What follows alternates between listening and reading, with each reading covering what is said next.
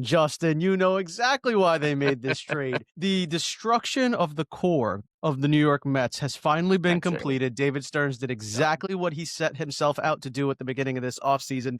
And this is the guy, right? This is the guy that we said there's no freaking way that if you're going to change the core of this team, this guy can remain on the team. And the Mets did exactly what they needed to do to make a trade happen to get him off the roster. And yes, did they get a piece back that's valuable? Totally. But what they got off the roster was a guy they didn't want anymore that was part of the old regime. And more importantly than that, they got $10 million to play with. There is no more excuse for Stearns. It was this year was the purge. Okay. I'm not 2025 was still an inherited team. But this 2026 season coming up right now, this is now a David Stearns roster to a T. And I gotta say, man, I give this guy credit. He's got some cojones, right? At the end of the day, he's like, yo, I'm ready to overhaul this thing because this is the way, or this is what I believe in.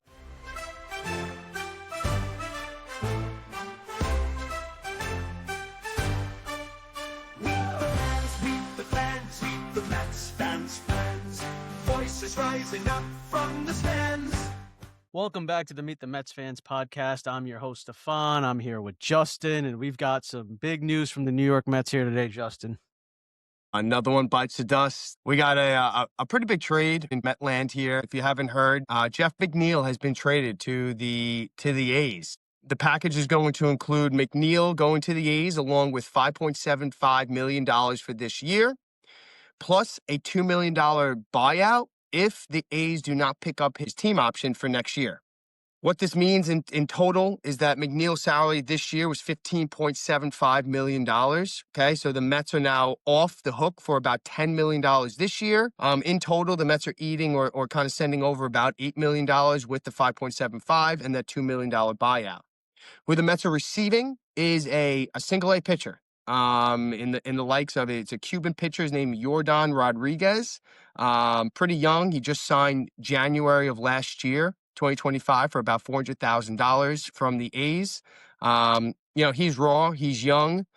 Stearns came out and said we wanted to thank Jeff McNeil for all of his services as a New York Met. We're excited to have this guy who has a lot of potential. And, I don't know necessarily if they made this trade because of this guy or they made this trade because they needed to get Jeff McNeil off of this team. Come on, Justin. You know exactly why they made this trade. The destruction of the core of the New York Mets has finally been completed. David Stearns did exactly what he set himself out to do at the beginning of this offseason. And this is the guy, right? This is the guy that we said there's no freaking way that if you're going to change the core of this team, this guy can remain on the team. And the Mets did exactly what they needed to do to make a trade happen to get him off the roster. And yes, did they get a piece back that's valuable? Totally. But what they got off the roster was a guy they didn't want anymore that was part of the old regime.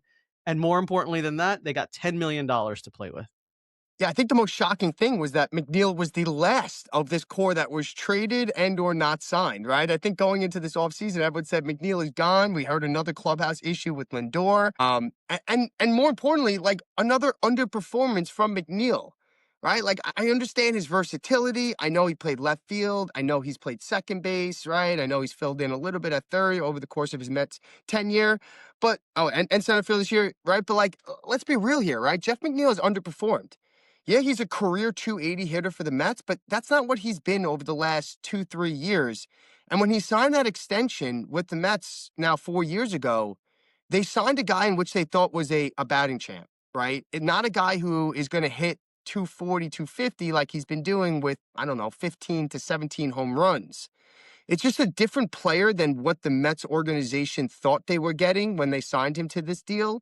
And it's just not someone that is, I believe, a really valuable baseball player. Yeah, I think the Mets said we are able to replace Jeff McNeil's versatility and production in other ways. Marcus Semien coming onto this team gives you a lot of versatility, a similar type of production that you can expect out of Jeff McNeil with the potential for MVP upside. I'm not saying that he's going to do that. I'm saying he's capable, right? And we'll see what they both end up being. But I think this is the best case situation for the Mets. Obviously, it's a best case situation for Jeff McNeil. Jeff McNeil lost the support of the fan base, right? There is not a lot of Met fans that are going to be out there crying about Jeff McNeil no longer being a part of this team. Most Met fans, I think, were ready to trade Jeff McNeil last year. And then he came back into this year. We're now hearing more of the nonsense between him and Lindor. And does any of that stuff really matter? No. What matters is this team didn't perform. What matters is David Stearns said this is not these guys are not guys that I wanted on this team and gave that extension to and said I want this guy here long term. He clearly wants a different type of roster, and now he's done it, right? Whether we like it or not, the makeup of this team is going to be completely different than what we've experienced for the last 4 years as Met fans. Yeah. Yeah, essentially, since Stearns took over, prior to the Stearns regime, there are 2 players left on this roster that have gotten extensions or have been signed by the Mets, and that's Senga and Lindor. Now, and there's already rumors out there right now that Senga is already on the trading block, and so it might just be Lindor left over in terms of who the Mets or who is left over from this team prior to Stearns taking over, right? He really has had a huge overhaul of the system. Do you know who the most tenured Met is right now on this roster, sir? So I honestly, literally, as right before you asked me that question, I started looking it up to ask, and I don't have the answer. I think Okay. my guess, if I have to make a guess, it's going to be some random reliever. Okay. It's Ah, not. It's wait, hold on, hold on. Is it okay. a starting pitcher? It is. Okay, hold on.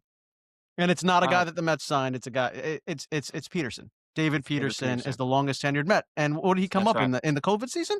So he came up in 2020. That's exactly right. So David Peterson is our longest tenured Met. And then right after that is Lindor, who they acquired through a trade in 2021.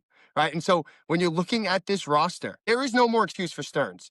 This is not a team he already inherited. This is not a roster he has now inherited. This is now a David Stearns team. Because at the end of the day, there's 2 players in which the prior regime signed 2 extensions or contracts, and that's Senga and Lindor. Everyone else now, David Stearns has brought into this organization. And this was the purge, right? Like it was this year was the purge. Okay. 2025 was still an inherited team, right? For the most part. But this 2026 season coming up right now, this is now a David Stearns roster to a T. And we're going to see whether or not this is going to be a successful roster. And there's really no excuse at this point from David Stearns. And I gotta say, man, I give this guy credit. He's got some cojones, right? At the end of the day, he's like, yo, I'm ready to overhaul this thing because this is the way or this is what I believe in, right? And he's going for it. He's either going to be really successful or he's going to not be successful. He's going to lose his job. Yeah, and I think the likelihood here of the team that we've seen him trying to create is a team that is a contact first team, a team Yeah. that is going to keep the line moving here. I think my biggest fear as a Met fan, and I think most Met fans' biggest fear, is we've got a generational hitter in Juan Soto. We've got a really, really talented shortstop in Francisco Lindor, leader of this team. But besides those guys, there's not big thumpers in this lineup that you can rely on. But what David Stearns is trying to build are guys that will keep the line moving.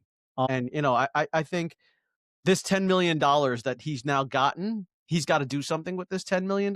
You meant really quickly, you mentioned Kodai Senga as like one of those guys that he didn't bring in. Don't be shocked, right? Don't be shocked if Kodai Senga ends up getting moved in a deal where the Mets are not getting a whole lot back. They're getting money back to spend. And he moves on from another guy that he didn't put onto this team by his own decision making. Yeah, I mean, Jeff McNeil was one of the largest contracts that the Mets have currently, right? Or had currently on their payroll, right? And so I don't think anyone looks at McNeil and said that guy was worth almost $16 million. I think that they're going to reallocate those resources. Again, we talked about this and touched upon this on the last podcast with Steve Cohen. Steve Cohen is not going to go under the luxury tax. He's going to spend money. This is just going to now be a repurpose of this money, one in which a guy that David Stearns believes in, clearly, because Jeff McNeil, the writing was on the wall. It wasn't just the Simeon acquisition. I think the Simeon acquisition, obviously, McNeil kind of lost his spot. But then he still had that versatility where, like, a guy gets injured, right? He can plug it in here, maybe DH, right? We're not sure about first base. I think it was really after the Polanco signing that Jeff McNeil's fate was pretty much sealed here. Is that you had a guy now that is Jeff McNeil, only hopefully better offensively, right? You have a guy that can play second base. He obviously is going to play first base, right? He was, the Mets introduced a Polanco today, and he kind of went out there and said that the Mets told him he's going to be playing a lot of first base and he could play third base, right? And so that's what Jeff McNeil's, some of his skill set was. And so you have a guy that now is going to kind of plug in for that versatility, at least for that insurance that you can have on the infield. Yeah, and then getting back to what I was saying in terms of the offensive production of this team, I think we're all looking for that big bopper to get added to the lineup here. I don't think it's coming, right? And I don't think that David Stearns believes that he needs it. Whether I believe that he needs it or you believe that he needs it, David Stearns, I don't think believes that you need anything beyond Francisco Lindor and Juan Soto, except for guys that will keep the line moving for them. And if it were me, and I said this on the last podcast, if that's the move, Juan Soto's got a bat leadoff here. This team is going to look very, very different, and it's going to be an interesting year. It's going to be a very, very different year, and it's a different brand of baseball. Yeah, I hear you. I know that there was a report out that the Mets might be comfortable with Taylor and Carson Bench in the outfield. Maybe the Mets said that, or like he's alluding to that. But he also said that Jeff McNeil has a role on this team. He's going to be playing left field for the Mets, right? So, let's take everything with a grain of salt. I don't think that that's the ideal here, right? They don't want Carson Bench and Taylor to be manning the outfield, right, as left field and center field, respectively. I believe they're going to get themselves a legitimate outfielder. It seems like Polanco is going to be playing a lot of first base. I'm not saying that door is closed over there on first base, but I do think that their main target right now is going to be either through a free agency signing in left field or through a trade, because I don't believe that they're going to go into this season with Taylor and Carson Bench manning the outfield alone. Yeah, totally. So, Justin, let's get to some quick fan reactions. Yeah, let's go with Pinman, right? We all know who he is, right? We're going to say Pinman from Middle Village. Let's see what you got, bud. So I guess everybody knows by now, Jeff McNeil is gone, jettisoned to Sacramento. At least he'll be by his family. I met Jeff a few times. He was a real nice guy. I think he's gotten a bad rap. He's batted 300, four times in his Met career with a batting title. And I always like the fire in him. Some people don't like that, but he's going to be missed. And I only wish him the best of luck. And I wish we find out what Stearns is doing, because all we're doing is minusing players right now. Nobody's happy. You hear that, Stearns? I hear you, Pinman, right? We still got a long way to go. Okay, we're not even into January yet. Acquisitions happen throughout February, even into March as well, even during spring training. I know that Met fans are anxious. I'm with you, right? I'm checking Twitter feeds way too much right now, thinking that something's going to kind of burst out onto the scene for us. I'm not saying Jeff was a bad guy. I was done with his antics, right? Him slamming the helmet, him, having hissy fits on the field. Again, that doesn't make him a bad guy, right? He was the longest tenured Met, right? He grew up in this system. Okay, he was drafted by the Mets. But personally, I'm not so sad to see him go. I understand, right, that he's been a part of this organization and this team for a long time. But I think the writing was on the wall, right, with this whole thing. Yeah, I'll give what Pinman said a little bit of credit here, which is that fans might forget a little bit of how much we really did like Jeff McNeil when he first came up, when he was that 300 hitter.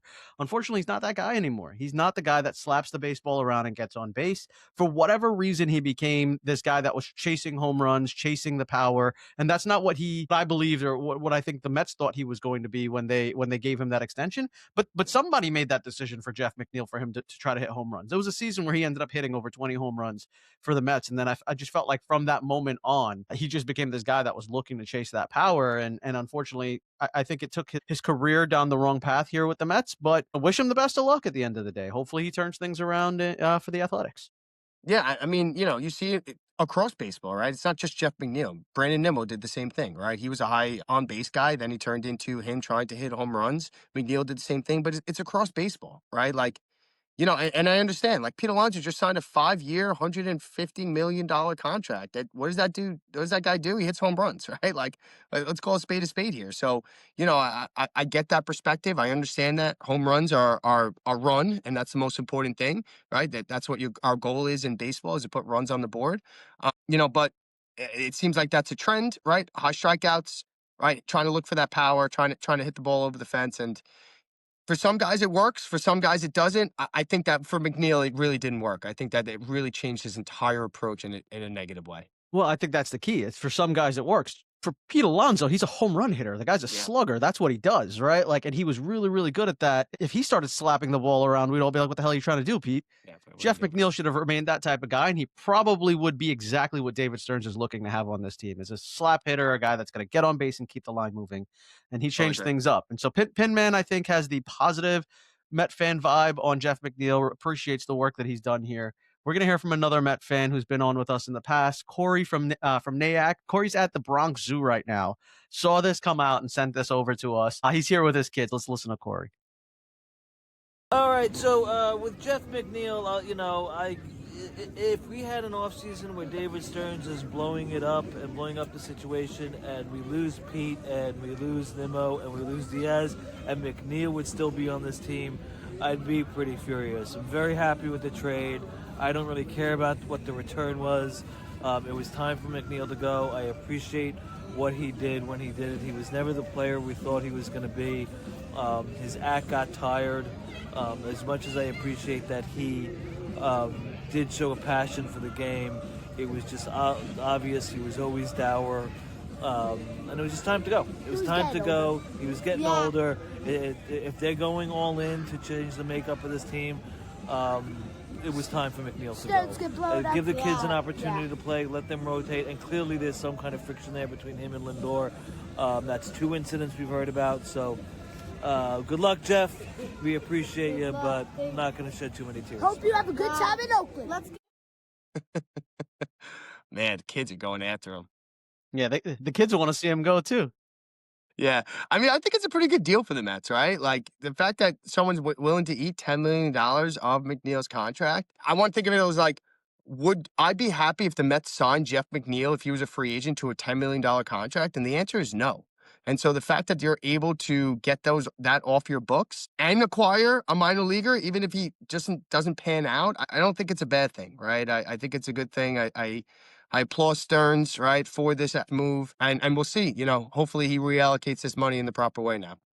Yeah, step in the right direction in my book by moving Jeff McNeil. And honestly, the pitcher the Mets got back, I've heard some things of like, he seems like a legit prospect. He's very, very young, and all that's great. But really, if the Mets got a bag of balls for Jeff McNeil and $10 million, great. And that's exactly what we got here. So hopefully this pitcher is great. Hopefully he ends up being something for the Mets. If he ends up being a total miss, let's see what the Mets do with this $10 million. Yeah, I'm with you, buddy. Definitely not a bad thing at all, right? And so we'll hopefully we get a couple more moves here right before Christmas, Christmas Eve, right? And Christmas, that's going to be a dead zone, right? Kind of going on here. And so I think maybe today, tomorrow, hopefully a flurry of moves are going to be taking place, and hopefully we can get a hop back on this podcast. The Meet the Mets Fans podcast will be all over it, guys. And as you're seeing moves come in, send us your reactions. We'll get you guys onto the pod. Continue to check us out on social media, messages there as well. Have a great one, Met fans. Have a good night. Another one bites the dust. Another one does. Another one does. Another one bites the dust. Meet the Mets fans, voices rising up from the stands. Hear their cheers, hear their groans, feel their highs, feel their moans. Stories untold now on the mic. Mets fans unite.